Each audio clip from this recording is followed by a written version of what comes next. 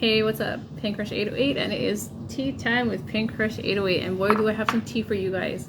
Boy, do I have some tea for you guys. I don't know if you guys may want to hear it. Oh, man. But I'm gonna say it anyway. So, I fucking feel like death right now. There's a virus going around, okay? And apparently I caught it. And what it does is it makes your body so it kind of shuts your body down. So it's like you sleep, and then you wake up and you want to do stuff, and then you fall asleep again.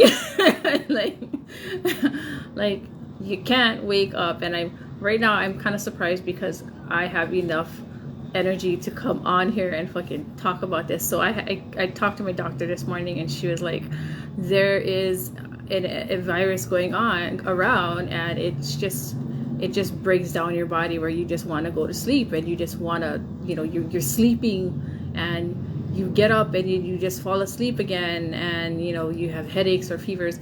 Like for me, I have body pain, but it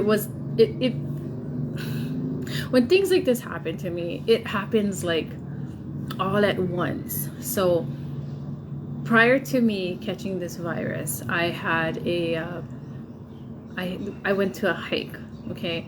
And this hike, it's called Makapu'u Lighthouse, okay? And the hike for me, it's super ass easy, okay? Now before, it was really super easy. I would run up that fucker and come back down, running back down. But I'm getting old. I got into 2 accidents, and so that kind of put me out from the game of cardio. And so I haven't done cardio in almost a year or six months, okay? But I've lifted. I just haven't done the normal cardio that I usually do because of that accident, because it was pretty bad. How potholes and fucking e-scooters are fucking dangerous. so I think I shared that with you guys earlier, but I was still recovering, and I finally got to a point where I can actually do some cardio. So bright ass me decided to run down the trail like how I used to. So while walking up the trail, I was dying. I was dying because I haven't done cardio in such a long time. And it's just an incline. You just keep going up. You keep going up. Maybe it plateaus just a little, and then it goes up. It's a straight incline. So while I was walking up the trail, walking up the path, I was dying. And I had my sweatband on, so that didn't help. So I don't know if I was dying because I had the sweatband, or if it was because I'm like really out of shape. So I can lift, but when it comes to cardio, it's a different story. I have to work my way back up. So as I'm walking up this fucking mountain, we almost get to the top, and then I rip the sweatband off because I'm thinking, man, maybe it's a sweatband. So I rip the sweatband off, and all of a sudden I feel light. I feel good. I can breathe. And so we're walking up, but I can still feel that little heaviness too. I can feel, my out of shapeness, for the lack of a better word. And so I get to the very top, because of course you want to get to the very top. There was one time that I didn't make it all the way up, but that was because I was actually injured, and I couldn't. And it was a mountain with no path, so we had to make our own. But anyways, I get to the very top, because we have to make it a priority. Great. If you're gonna climb that mountain, if you're gonna make that journey, get to the top, get to the finish line, complete it. So I run up the stairs, get to the top, look around. Like, I've been there 1,000 times, so I didn't feel the need to take any pictures all the way up there. I just want to get to the top, look around, take a breath, and run back down. So I decided to run back down. Now, mind you guys, I put on some weight. Of course, you guys could see it in my face, right? I put on some weight. And so me not thinking that weight plays a factor when you're running, especially if you're running down a mountain, I start running. Running down the mountain. I we get to the bottom. I'm all right. I'm not winded. I'm pretty good. 2 days after, I get hit with this virus. Okay, and then I get hit with the pain from running down that mountain. From running down that path. I felt it all in my back and in my neck area, and I was like, oh fuck. So I was in pain for the past couple of days. And this thing is pretty bad. It's like, I think because I was in pain, I popped pills. I popped I popped some painkillers, because it was that bad. Because normally I don't. Like, if I ever do, I stay away from painkillers. I usually eat the pain up. But that's how bad it was that I actually had to take a painkiller. I normally don't. Like, I will eat that pain up and I will bear that pain unless it's unfucking bearable. It was so unbearable, I felt like I had to throw up. And that's why I popped the painkiller. So it went away. But, I mean, like, if I was running a fever, that would probably not show. So I got hit with this virus, and then with the aftermath of working out after almost a whole year of not doing cardio.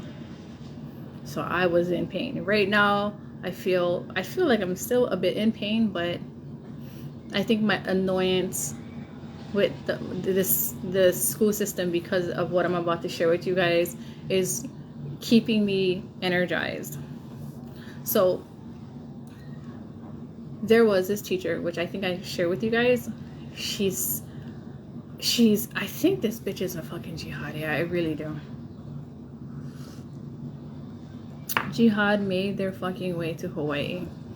But she at first she was teaching Islam to the kids and teaching social sciences, social studies, like current events. When her subject is History 151. History 151, everyone has to learn History 151. They have to take it. That is one of the prerequisites of a college degree. When I was in school, I had to take that shit. And you know what? I like history, so it wasn't a big deal. But this person is not teaching history. She's not. She's actually teaching more of Islam. And then she had the fucking audacity to call Israel Palestine. And I think I did my rant. So my daughter's been trying to get out of her class since fucking March. And they're giving her the fucking runaround. So she calls the counselor, she emails the counselor, she emails the teacher, she emails the counselor. The counselor tells her to contact STAR, okay? She tells the counselor to contact STAR, so she does. Her name is Stephanie. So they contact, my daughter reaches out to Stephanie, and Stephanie's like, oh, you can join me on Zoom. And my daughter does that. So, you know, she's going to walk through the procedures. So she meets her on Zoom. That bitch did not show up.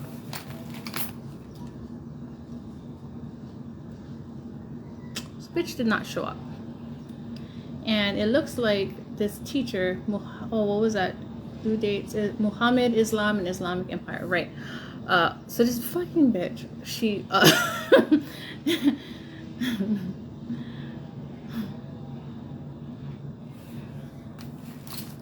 so, my daughter just showed me something else. So she doesn't show up. Stephanie doesn't show up. Yeah. So Stephanie confirmed yesterday that she was going to be on Zoom today at 2:30. Okay. I don't know, Stephanie, what, I don't know what was, but you know what is weird? It's got to be some liberal bullshit, because Stephanie's name on her Zoom is Steve. Yeah. Stephanie on Zoom that my daughter had to meet today. Stephanie is Steve. So we don't know who the fuck she is. I don't know if she's a boy or if she's a girl. My daughter don't know if that's a he or a her. Because she's been contacting Steve by phone, and Steve goes by Stephanie by email. So on the email that has to be her legitimate name. This has to be a female. But on her Zoom, her name is Steve.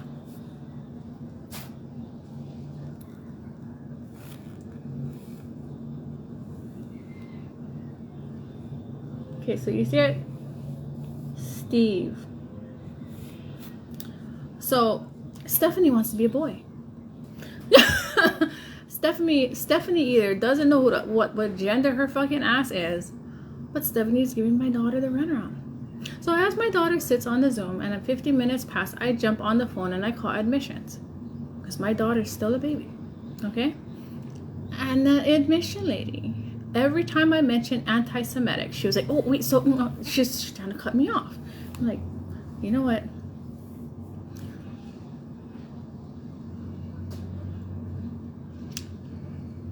You guys know that that's against policy, right?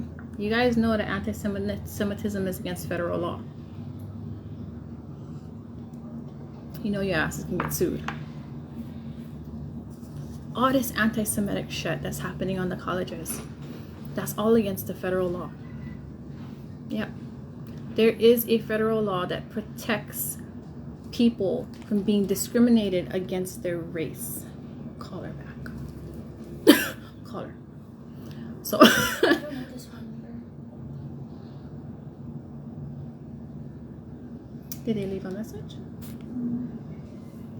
Okay, well then if they don't leave a message, it's probably not that important.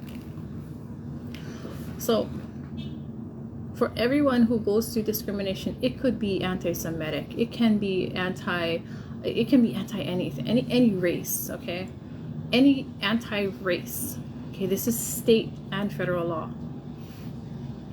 If anybody discriminates against you based on your race, your ethnicity, and your religion, they're breaking federal law.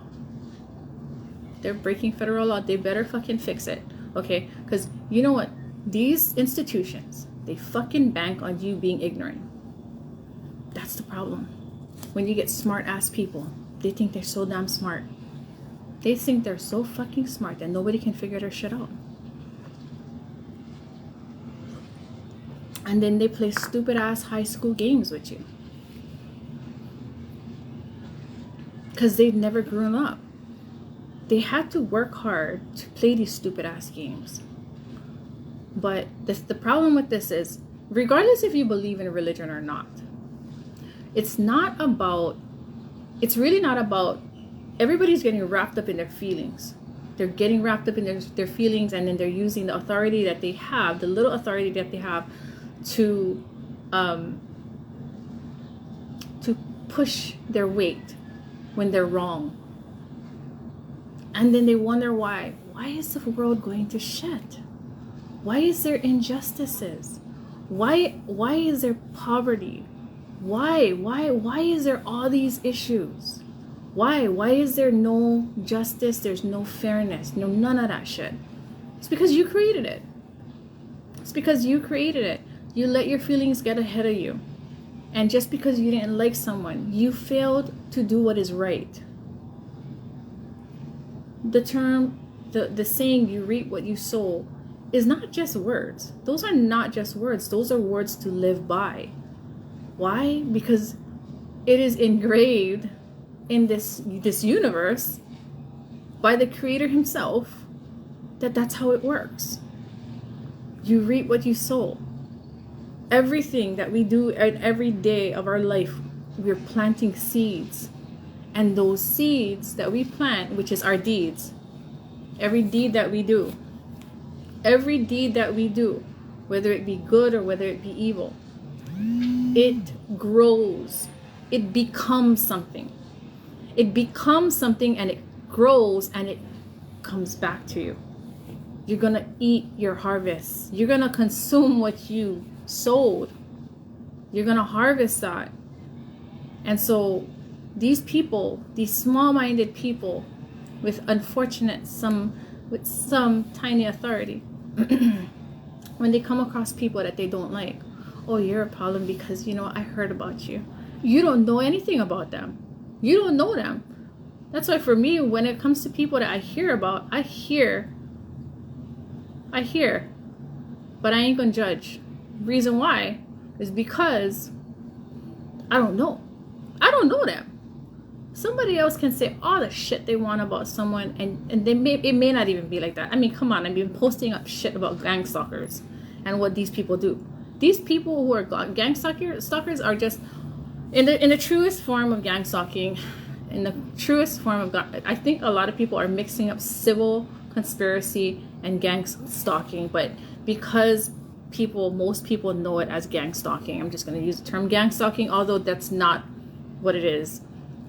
So gang stalking is when you have like law enforcement and you have like a cultish action. You know what I'm saying? That's gang stalking. Gang stalking is when you have law enforcement coming after you, or you have, and they're all working behind the authority of law enforcement, but they're doing it illegally. That's gang stalking. Being placed on a watch list without true reason. Like, say for example, your ex got mad at you and he put your ass on a watch list because, you know, he was working for some kind of government entity. That's illegal. That shit's illegal. But does it happen? Fuck yeah, bro. I'm a TI. Fucking. I think I dated the wrong person, and not my husband. My husband, no more that kind of connections. My ex-husband, he doesn't have that kind of connections. But the guys that I dated after him, yeah.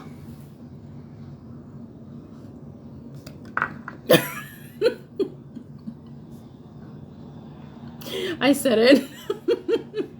I finally said it. Yep. So one of my boyfriends, not my ex-husband. My ex-husband does not have that he doesn't have that connections. Although his father was a Freemason, so maybe the dad does.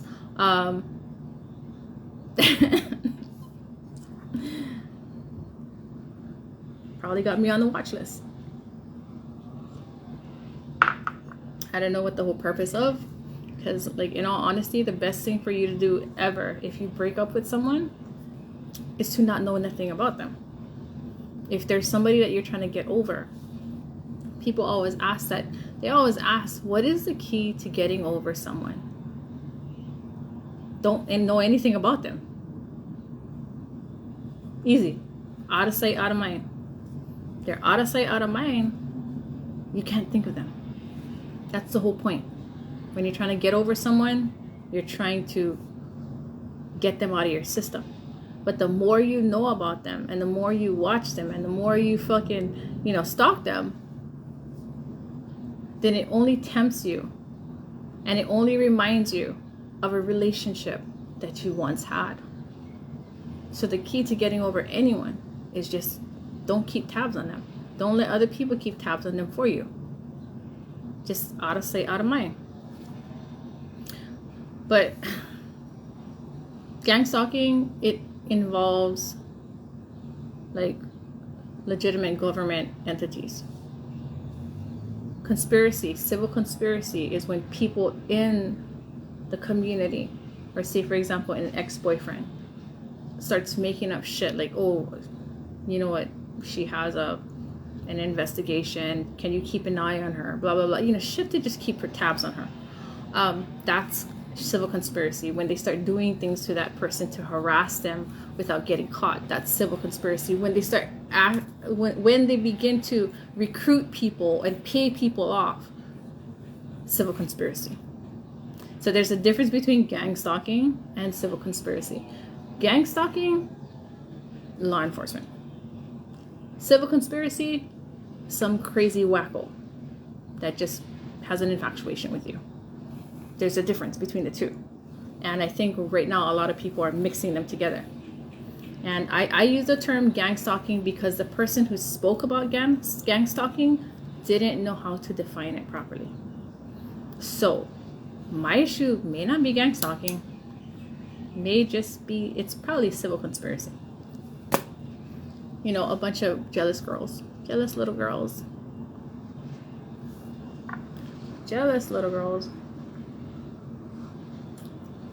I know my neighbor got married to I think she was a doctor.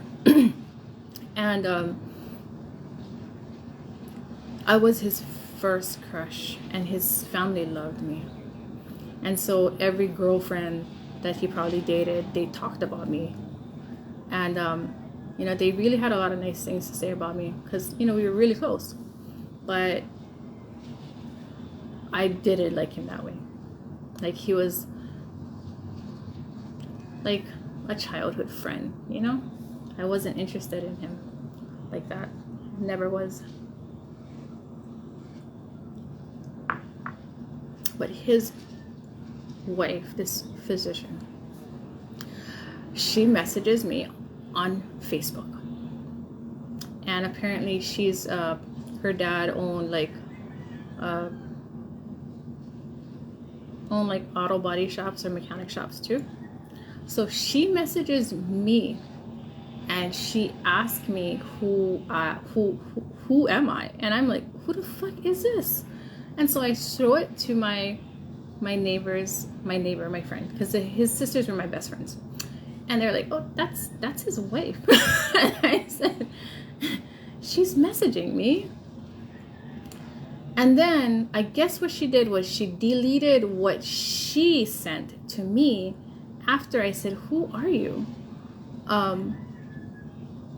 She deleted what she sent to me. And she wrote down, I don't know why you're contacting me. I don't know who you are. Like, I reached out to her. And I was like, this bitch is psycho.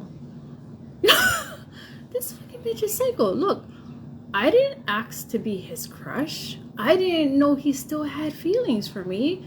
I didn't know I was a threat to your relationship. But can you leave me alone? Because I don't know who the fuck you are. And I'm not a threat. Because there was never anything that went on between he and I. And there's never anything that will go on between he and I. Like, we're bros. Bros. That's pretty much it. It's not my fault I look more girly than you. But these psycho people, they're psycho people that will do stuff like that. And that's kind of part of stalking. Like, she's so infatuated with him that she had to find out everyone that he liked and harass them. You know? And I don't even know who she is. Like, I blocked her.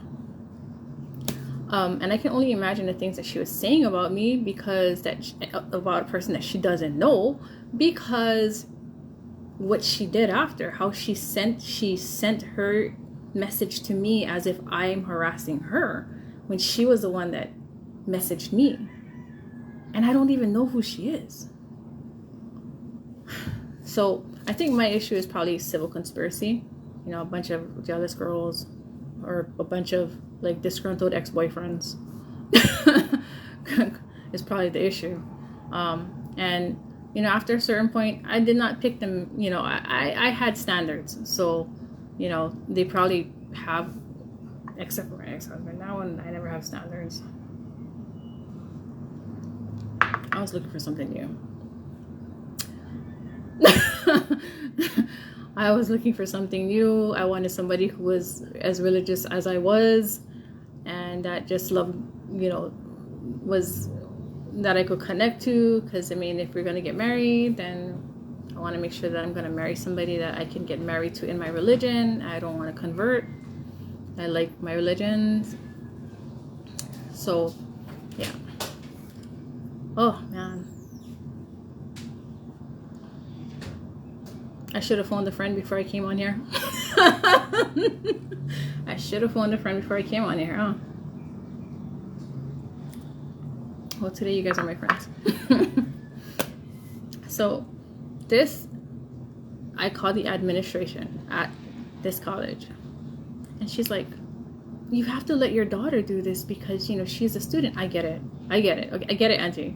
I fucking get it. Yeah. But, you know what? You guys are fucking giving my daughter the fucking runaround. You guys think that I'm just not gonna get involved? A bunch of fucking old ladies picking on my daughter. Like, you guys are older. Like, you guys are older. Shame on you guys' asses for playing stupid ass games like that. So, do you not think Do they not think that I wouldn't step in? You guys like play stupid ass games. Play with somebody your age. Don't be picking on the little kids. Like, in all honesty, I would probably do that for the little kids too. Like, don't be picking on the little kids. You guys are a bunch of older women who should be more mature in the brain. But you guys giving one young student, a teenager, to fucking run around. And it's like, shame on you guys. Shame on your freaking immature little asses. Yeah, and then you guys go around crying because people confront your asses because what? Oh, all of a sudden, oh, why? You have no right to confront me. No, fuck you. No, I confront my fucking family. I cut them off too. Makes you think that I wouldn't confront your ass. You fucking picking on my daughter, I'll confront your ass. Shit, if they were giving a runaround to any of the kids, like 19, 20, 21, 25, oh, they're fucking all kids, 23, 21 actually, I think 21 and below. The adults should guide them. Not play stupid silly ass games with them. This generation of adults, shameful. Like, they're kind of shameful, because this generation of adults, they like to play stupid ass games. So this is the generation that was raised on a lot of the degenerate videos. And it shows because the way they treat the kids. It shows because the way they conduct themselves. It's a fucking game. And it's like, you guys are the reason why everything going to shit. The adults before you took care of the younger generation. And it's supposed to be a reciprocal balance, where the younger generations take care of the elders and the elders take care of the younger generation. When I say take care, you walked into the processes, not putting more extra barriers in front of them, not putting more challenges before them, but actually guiding them. Remember when I said there's a difference between kupuna, which is elder, and makule, which is also elder. Two words mean the same, but not really. Literal definition, both of them are elders. Makule, kupuna. The difference between the kupuna and the difference between the makule is one is a source of wisdom, and the other one is just old in age. Right now, we're in a generation where we have adults that are makule. They're only makule.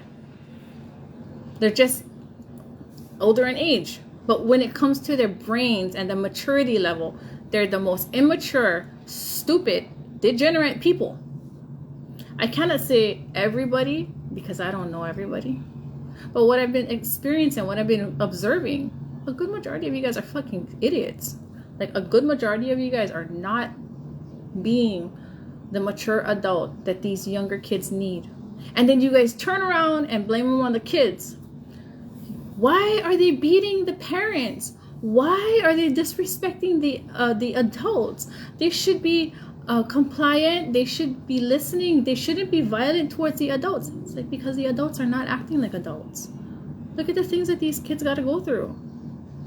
All these younger adults, all these young teenagers, the little kids got to go through bullshit with these stupid adults. I feel so bad for these kids, because I grew up in a time where the adults were adults and the kupuna, the elders were kupuna.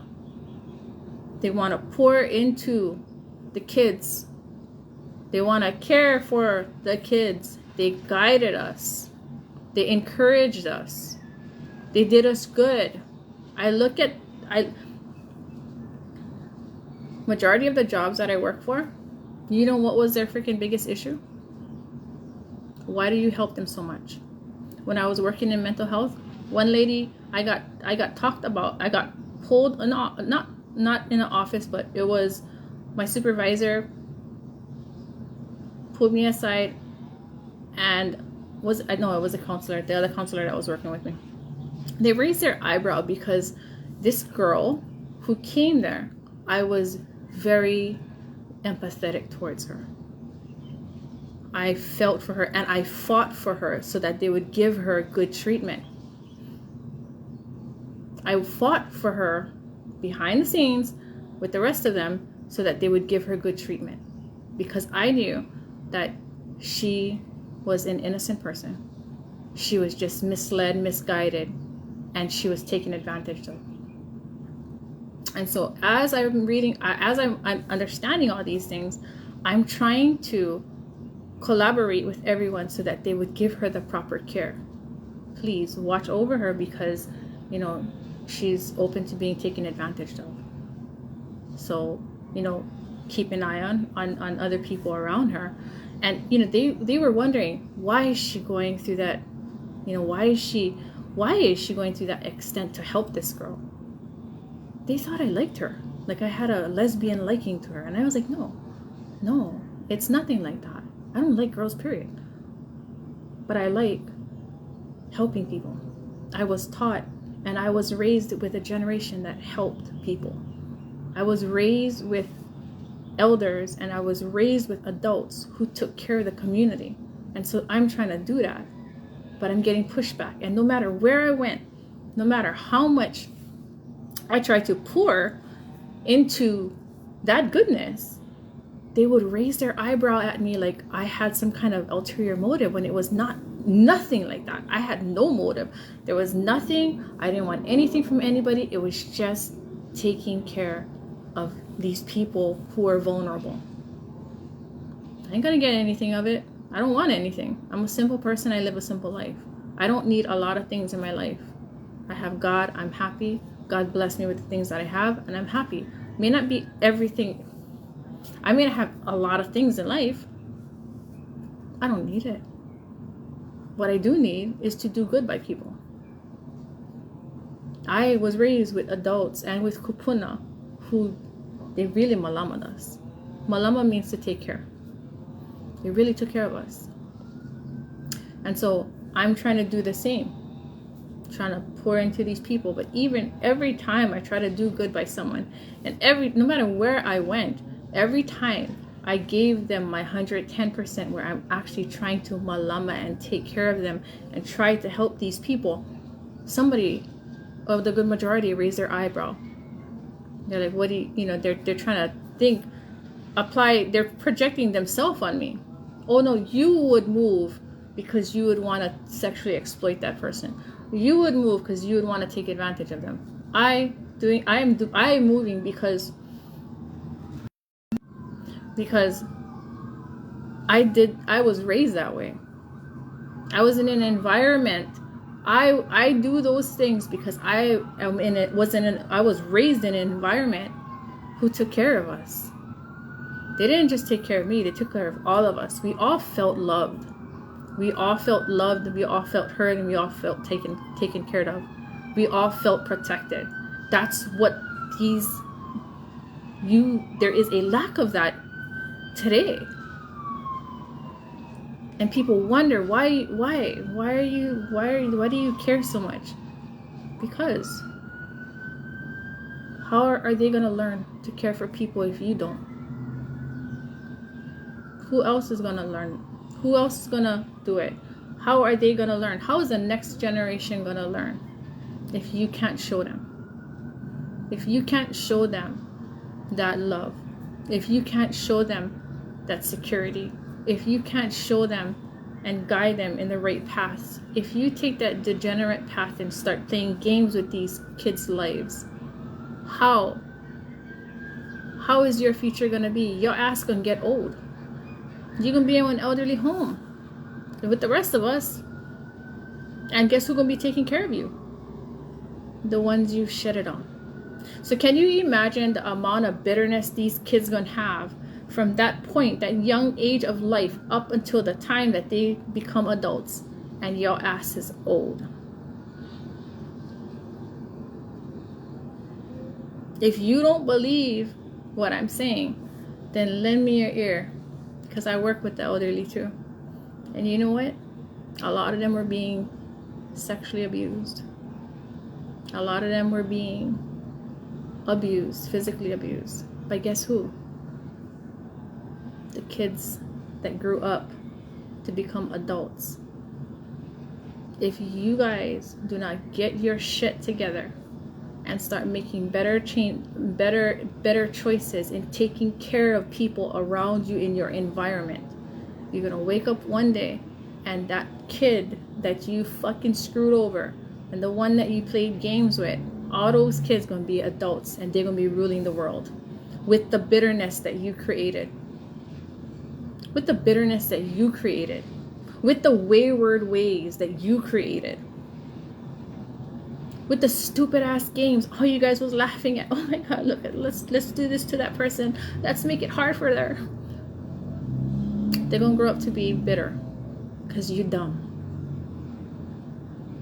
Because you guys had the lack of caring for this younger generation.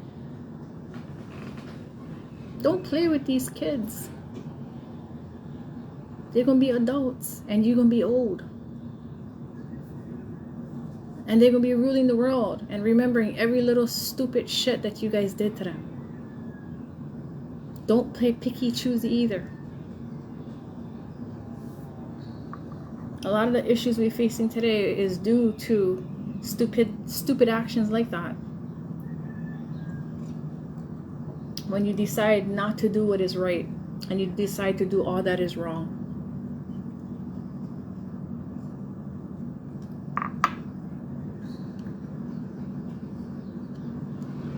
We reap what we sow. So if you're gonna sow seeds in this world, sow that which is good.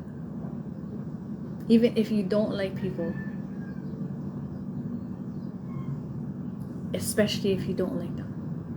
Especially if you don't like them. You know, that's the one thing that I can say about my elders when I was growing up, my mentors when I was growing up, the adults at the time when I was growing up. Even if they didn't like someone, they still did the right thing. The elders that I'm talking about, they're long gone. They passed away already. A lot of them passed away. Some are still here. Some of them are very old. They're like in their 80s, 90s. But I can say this much.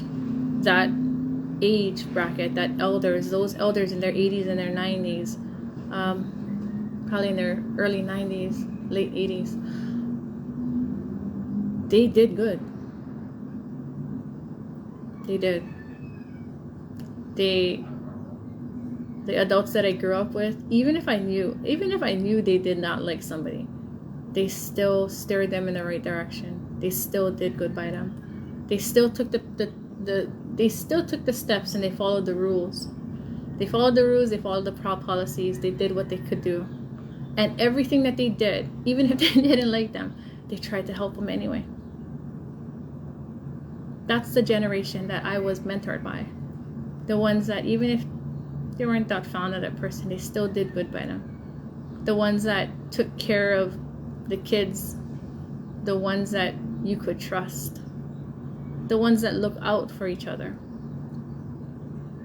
And that's the one thing that I feel kind of out of place when I'm around certain, like when especially at my jobs, my civilian jobs. Yeah, I feel that there's this, it's like they're all trying to copy sitcoms when this is Hawaii. Hawaii wasn't like that. Usually they take care of each other.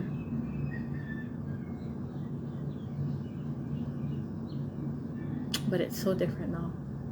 It feels so foreign. So I say, regardless if you're at Hawaii or you're not in Hawaii, it's not gonna matter. People didn't want to leave Hawaii because Hawaii was safe. But I think it really doesn't matter at this point because it's not as safe as you all think it is now. There's so many things that are happening today that you might as well just call this the mainland.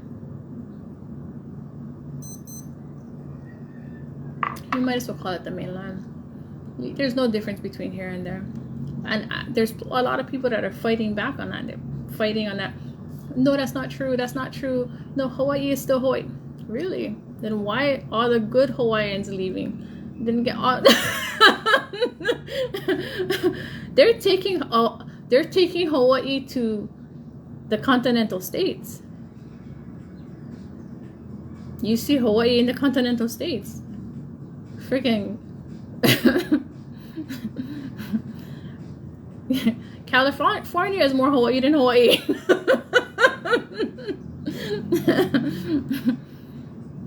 It's not that I'm trying to knock Hawaii down. I'm just saying, hey, I live to see the different generations already. I seen the difference, and I seen the changes, and I see the changes in the crime. And I'm not talking about just watching like news clips or social media. I'm talking about, I fucking dig into the damn statistics. I see the different crime rates. There's data. There's freaking receipts on this shit. It's not like I'm saying things that I'm just, she's just guessing. No, I'm not guessing. I'm not guessing. I know. I know. It's not the same. Freaking people get hit by cars and they're screaming and nobody stopped. Nobody stopped to help. The person who hit them don't even stop. The mentality is not the same here. Everything is a bit different. Not a bit, a lot different. Everybody, I don't know where Hawaii went wrong with what mentality of civil stalking. You all, I don't know who you guys was watching or who you guys was following, but whoever you guys was following was wrong. Whoever you guys was following was a troublemaker. That's all. One troublemaker posing to be an arm. And then now you guys look all like, you guys all look like you guys ain't shit. Old Hawaii to take care of each other. They especially take care of the kids. New Hawaii, it's like you got some trying to hold on to the old and they cannot because they get too much pushback. And then you get the delusional ones that say, oh, it's not this, it's the same. Hawaii never changed. That's the delusional ones. They don't want to accept it. They don't want to accept that, oh no, Hawaii changed. It's changed. And then you got the ones that actually accept the reality of it. You know what? The ones that move, or the ones that are like, it is what it is at this point. How are you gonna mitigate this issue?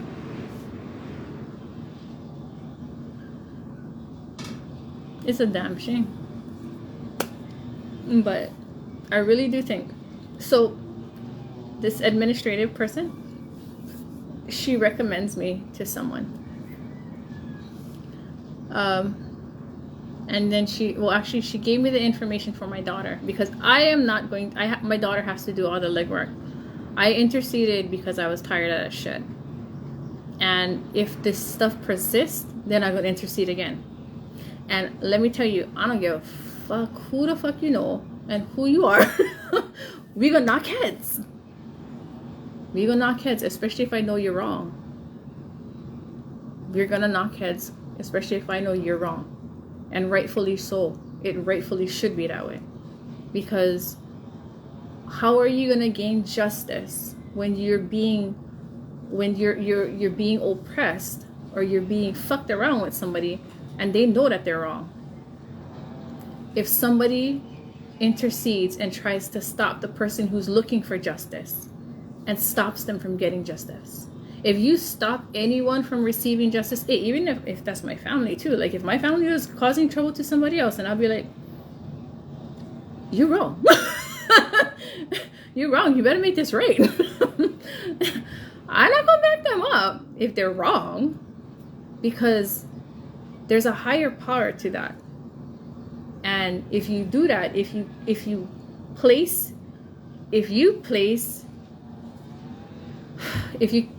hurdle before someone who is seeking justice, then you become part of injustice. And what you do is you promote that it just announces to everyone else that, hey, you can screw people over and it'll be okay. You know why? Because nothing's going to happen to you. But that's not how justice works. That's not how justice works. You know, it's like this whole fucking world gone crazy. You have, especially on the political, especially on the political, in the political realm, you have a group that's doing good, and then you have the other group pushing back. Because even though if this group is doing good, and they're doing all the right things for the right reasons, the group that's pushing them back is pushing back on them because they're Republicans. You see the discrimination?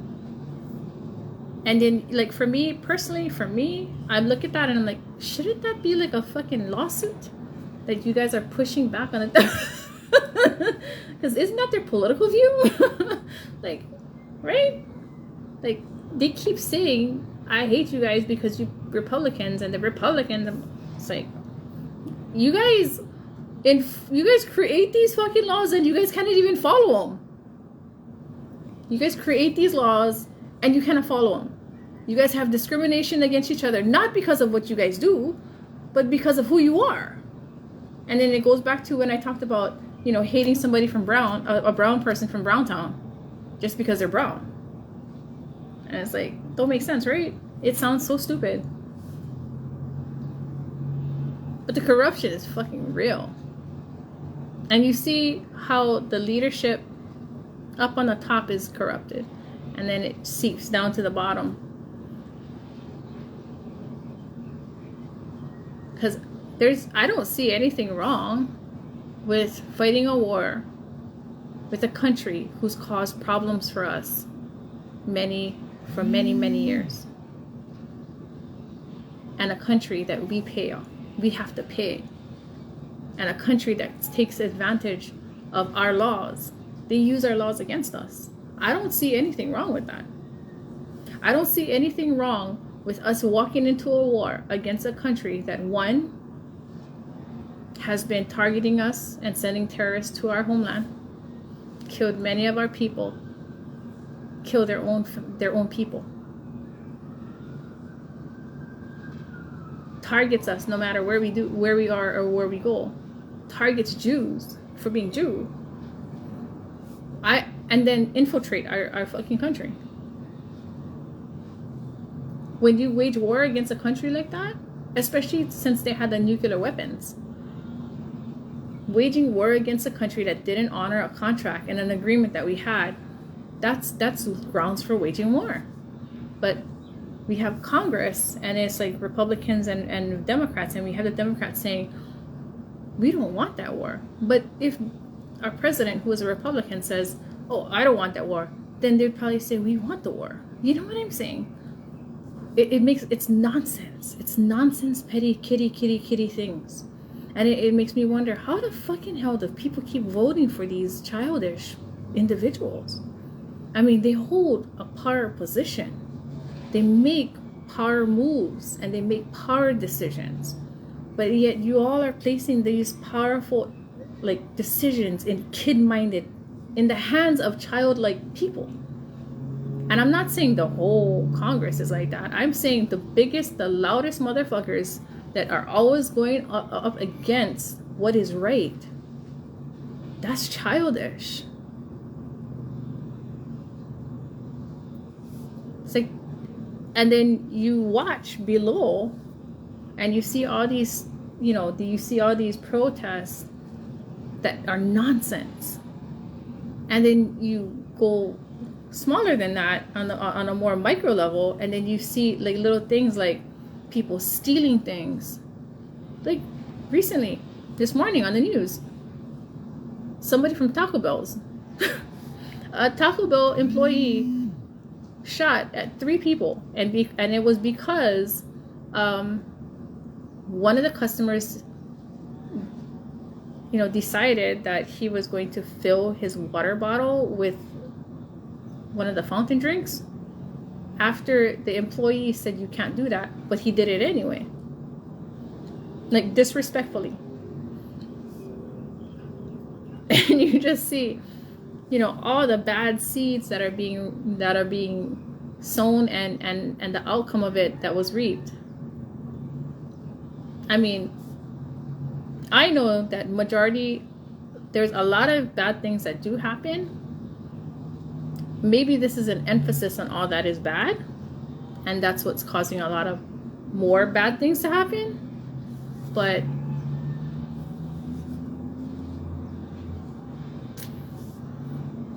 sometimes I wonder, is it just the media that's creating all this crazy, or is it actually really crazy?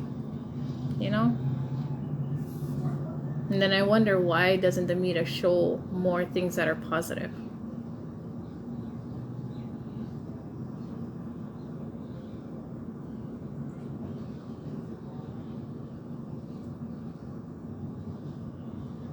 Because I mean, if you keep feeding people's brains with all that is negative, then that will perpetuate those actions and those acts.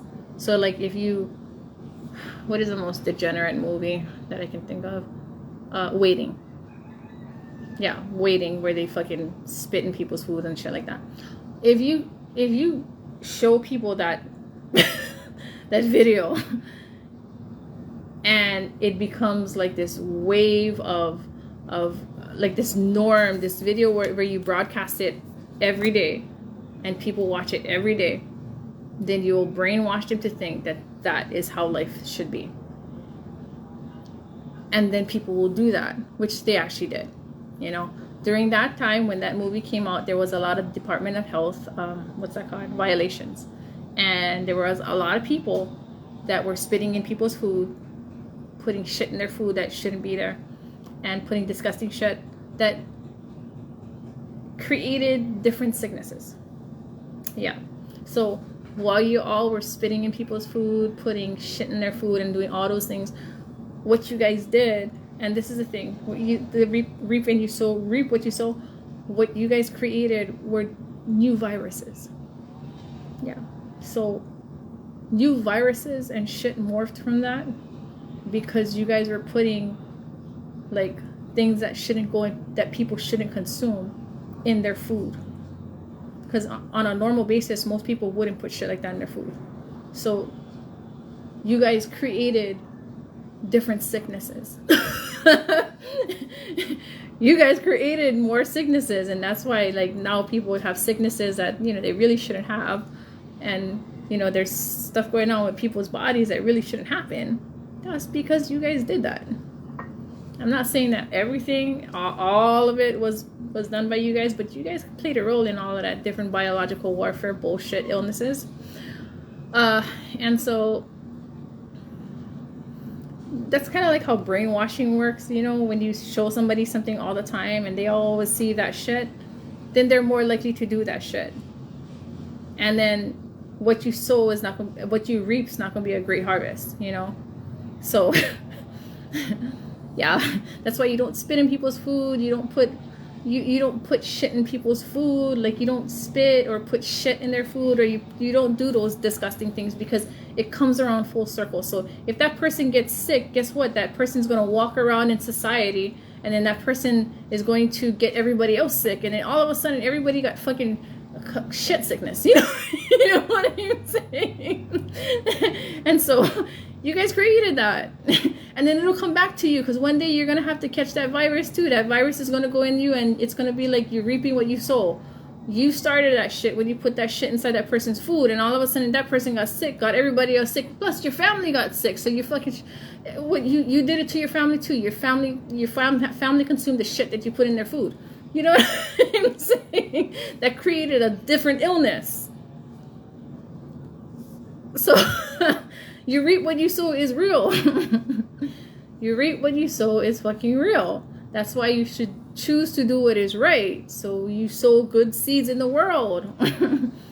So, like, if people would show more positive things and better movies instead of sexually explicit shit, like the songs, the movies, the commercials. Oh man, I can't even watch TV because it's so loaded with sexual stupid ass shit. Those all are seeds that you're reaping, that you're sowing into the world, and then you're gonna have to consume that later on. Sexual predators, sexual, all of that is triggered by the songs that are being created, because they're all sexually charged. The movies, all those stupid scenes, the commercials, sexually charged. It's like you're teaching them how to keep that in the forefront of their eyes, of their mind. It's always on their mind. And when they look at people, the first thing that comes to mind is sexual shit. I wonder if they're good in bed or some shit like that. You know what I'm saying? And that's all created by society. That's not a biological thing. That's created by society. Some people say, oh, it's in men's genes to always think about sex. That's not true. Nope. That is a social construct. Society created that. Society created that belief. Every action that we have is created by society. That's why whoever created this campaign, this Free Palestine campaign, I know they know something about sociology. Because what they're doing is what they're doing is a social experiment that was created through sociology. That's why I could see through the bullshit. That's one of my majors. It's like, oh, this person knows sociology, because they're carrying on their lie. They're lying, and if you keep lying, okay, so there's this thing where you keep lying, and the person who's on the flip side doesn't know the truth, then they'll believe your lie because you're adamant about it, because you look like very serious about it, because you're pretending that you are right, that it is the truth.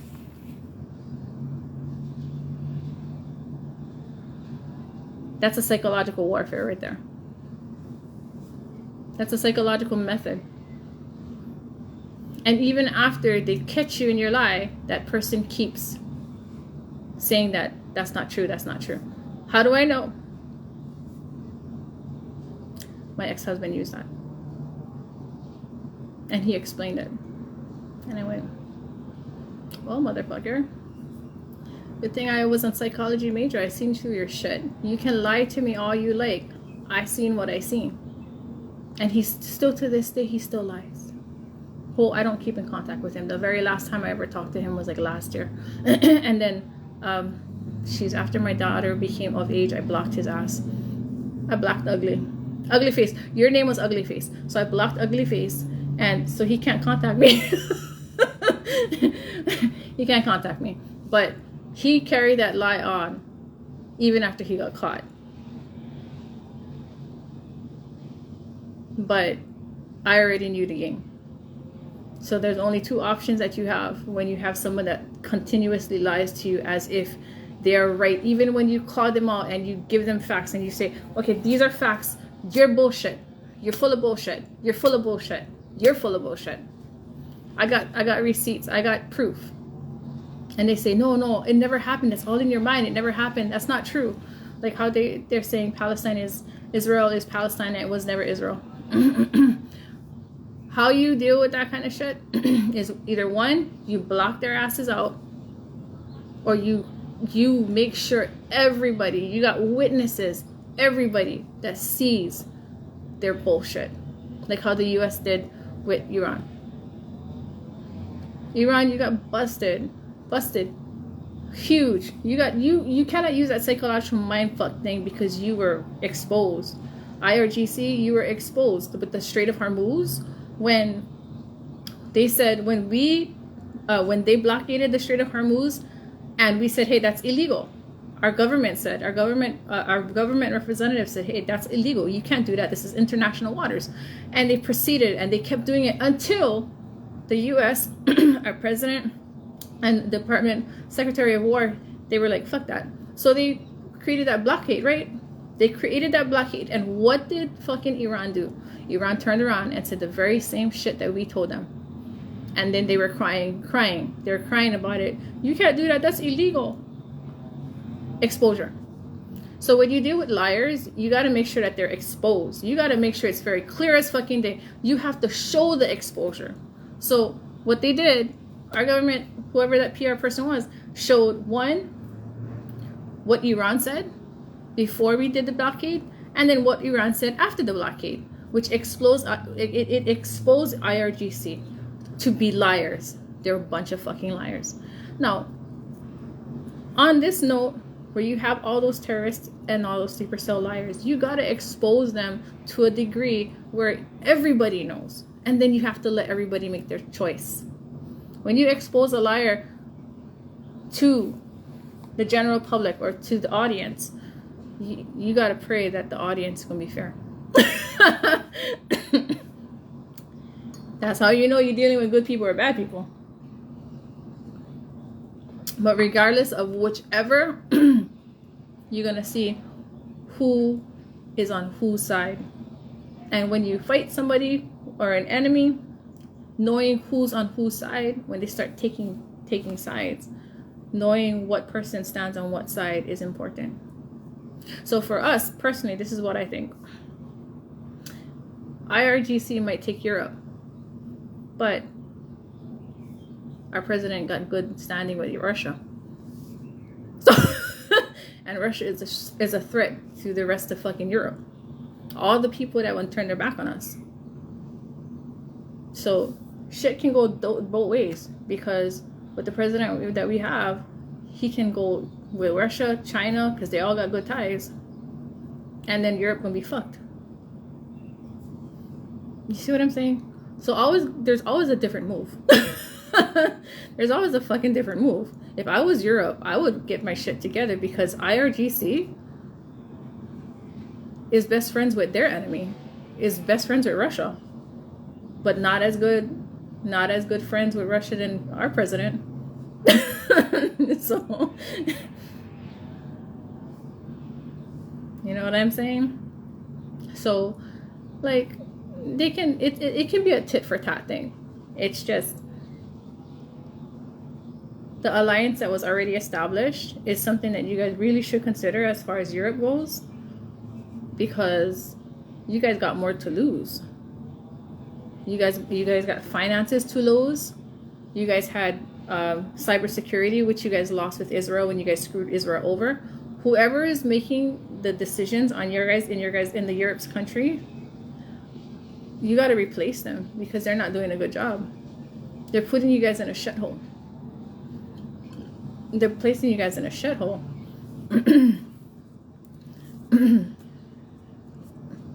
Like, you know how this college might end up being in a shithole after they get sued for fucking discrimination, federal law. You know what I'm saying? But all of these things, a lot of the things that are happening right now was prophesied. But the thing about God is this: He never set a date. He never set a date for the end of time. He left that up to us in our conduct. So maybe the end of days would be next year, if we keep going the speed that we're going right now. But if we were to 360 and change and switch things up, then that date extends. You see how fortunate and wonderful of a God that we have, that His mercies are there, that He has mercy on His creation, and that He will always allow us to extend that last day.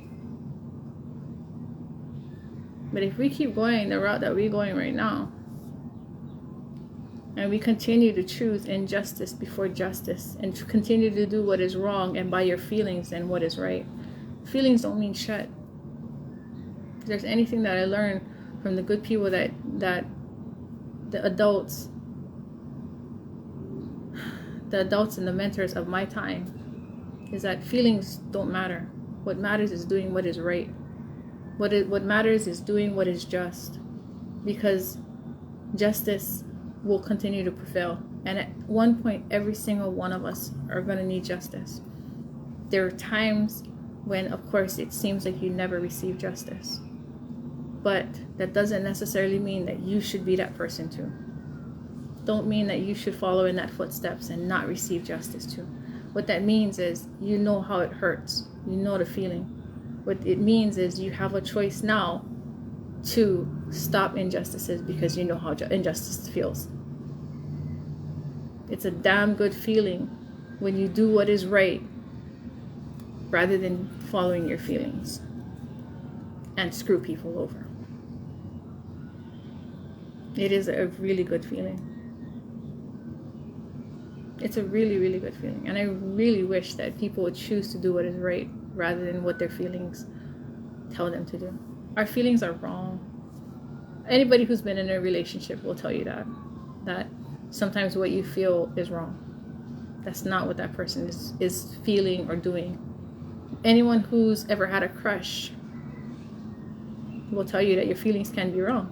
Because even if you have a crush and you like that person, that doesn't necessarily mean that they're going to like you too. But in your heart, you feel like they will. Or even sometimes when you have a crush and you think that they don't like you, you feel like they don't like you. Your feelings may be wrong because they may just be head over heels over you. They just don't know how to express it. So your feelings should always be second to what is right and wrong. Your actions should be based on what is right and what is wrong, and not by how you feel. Unless you have divine intervention. You know what I'm saying? Divine intervention is a different story. When God talks to you, that's not feelings. He's telling you to do something. I guess so, yeah. It's not feelings. When he tells you to do stuff, which he talks to you in your heart, he'll talk to you in your mind. And sometimes, for some of us, he literally will say stuff to you. He will literally talk to you. But all that you do in this life, just understand, we reap everything that we sow.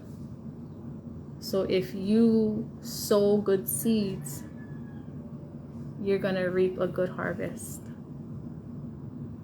You will. If you sow bad seeds, you're going to reap a bad harvest. So reap what you sow is not always negative, which most people use that in that negative light. But reap what you sow is also positive. And I did tell that to someone. Who was it? Oh yeah, the Dan Bongino show. Yep. So aside from watching Sean Ryan, and Sarah Adams, I also watched Dan Bongino because that fucking guy lays shit down. So I think, what was it? It was just this recent one where he was talking about right.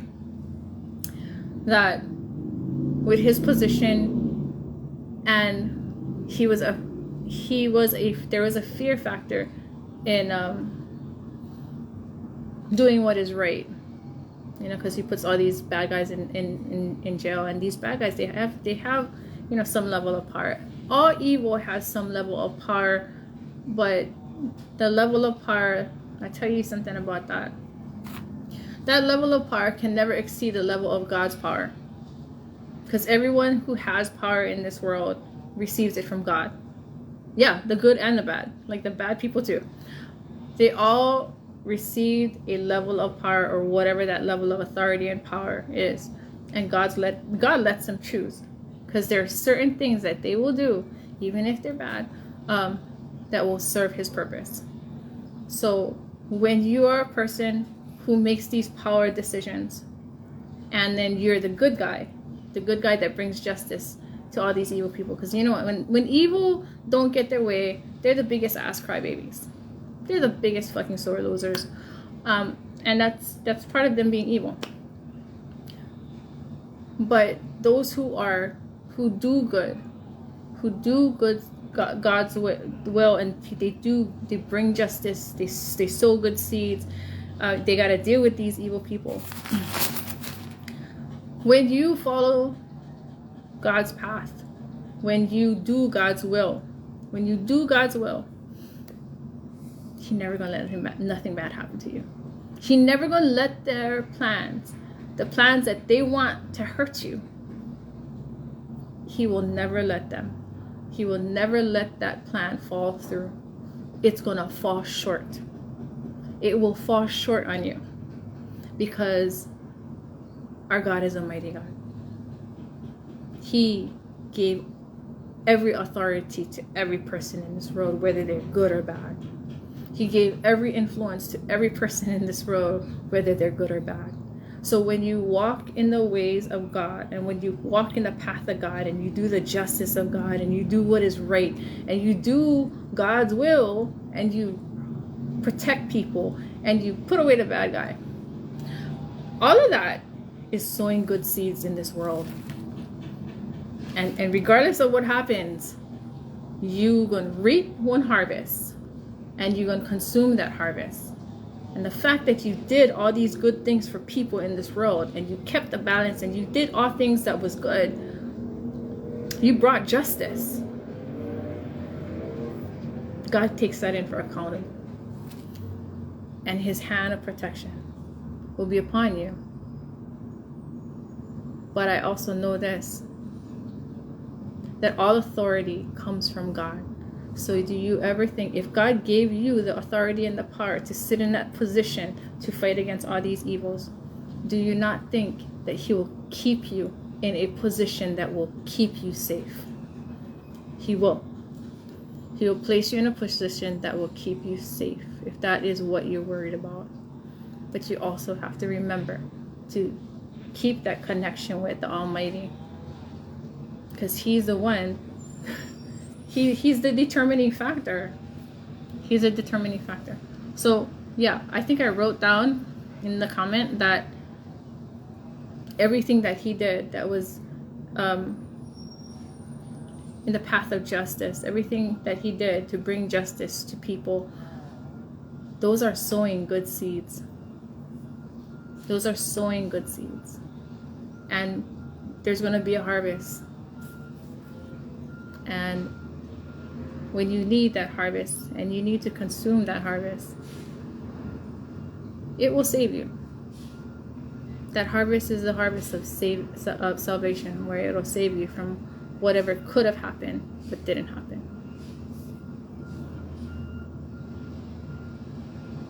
Yeah. From my own experience, when it comes to what you reap, you sow, it was all the good things that I did when I was younger that saved me from all the things that came after me, that all the bad things that happened after. Because I sowed, you sow all these seeds, and you sow all these seeds of goodness, and you sow all these things, and then one day you might get to a point where you're not sowing good seeds, and you're not sowing into, you're actually, receiving, you're receiving, and there's going to be a point where the receiving blessing stops. But because of all the good seeds that you sowed before, when those blessings stop, then your harvest comes into play. There was never a time, and this is because of all the things that maybe I've done in my past, there was never a time where I cried out to God because something was going wrong. There was some kind of injustice, or people were just being nasty. Never a time where I called out to God and he didn't hear me, and he sent help. And that's how it will be for all those of you who work, in law enforcement and does justice. Don't be afraid. Be smart, because evil is evil. But the most important thing out of everything is to always keep your communication and keep your relationship with God strong. Because, like I said, every person in power, no matter where they're from, they got it from God. And if God tells them, you will not touch that person, they can't. And they never will. Because ultimately it's God's decision, not theirs. No matter how evil they are. No matter, even if they say they praise, the ungodly or Satan or whatever, Satan still has to oblige to God's will. He has to listen to God still today. Just because he fell from heaven doesn't mean that he can't. That doesn't mean that he ain't gonna listen to God. Oh, he gonna listen, because God has all authority over everything. You just got to remember that when Satan was thrown down from heaven, who threw him down? It wasn't God, because God's too righteous and too holy. He was already evil. He was doing evil deeds already. The more evil you are, the farther away you get from God. It wasn't God that threw him down. It was Saint Michael. It was Michael. Michael threw him down. So that tells you that there is a gap between God and Satan. He's still a child of God. He still has to listen to God. He still has to follow God's words. He still has to follow God's commandments. He's just being punished. Yeah, it's just a punishment. So even if people who believe in satanic cults and whatnot, it don't matter, because the person that they praise has to honor the one who created him. And it will always be that way. So the best thing that anybody can do in an intense position where you fight bad guys, like really bad evil people, or if you work against evil people. Right? When I worked in the mental health field, I prayed a lot. Because I work with inmates. but in that situation, your greatest weapon is going to be your relationship with God, because he's the kingpin. And ain't nobody gonna touch you if he says no. And if you have a good relationship with him and you ask, it shall be granted. So with that, when you pray for that kind of situations, you always ask God to place a veil upon you and your family to hide you and protect you from evil. Place that veil upon your home to hide you and protect you from evil, that no unclean spirits may ever enter, whether they be in the spiritual or the natural. So yeah, incorporate that in your prayers. So with that, yep, tea time. My tea, I just got this thing about freezing the lemon. Okay, freezing the lemon, a whole lemon, or don't throw away the peel. You know, if you squeeze the lemon and you squeeze the lemon juice out, freeze the lemon peel. Okay, don't throw it away. I mean, sometimes it's good to put it down your garbage disposal and it freshens up your sink. But after you squeeze your lemon, toss it inside of the freezer, let it freeze, and then grate it. So what I did was, this is my wildflower tea. Yeah, it's still in there because I like it strong. And what I did was I grated a lemon, frozen lemon, and it was like this lemon, this snow, like this bunch of lemon snow. And then I poured my tea, my hot water, and then added my tea bag, and it tastes so good.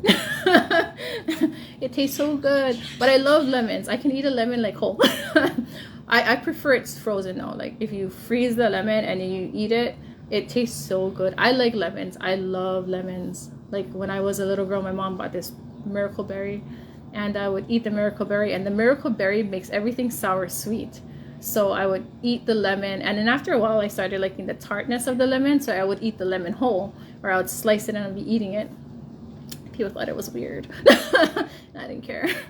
But what I like to do is I like to grate the lemon and make this lemon snow, put it inside my teas or my drinks, and just drink it like that. It tastes really good. I don't know, there's this texture about it that just tastes really yummy. And then of course in my granita, my lemon granita, yum. But yeah, so that's my rant for today, and I hope you guys have a great weekend. Tomorrow is Aloha Friday. Tomorrow is Friday, and may it be an Aloha Friday, Shabbat Shalom too. And for all of those who are stressing out, man, take this weekend to just relax. yeah, just relax. Now I can go back and lay down and be a bum because I'm not feeling very well. Obviously, you can see it in my face. I look sick. But yeah, pray for me. And I will pray for you guys too. Love, peace, and aloha.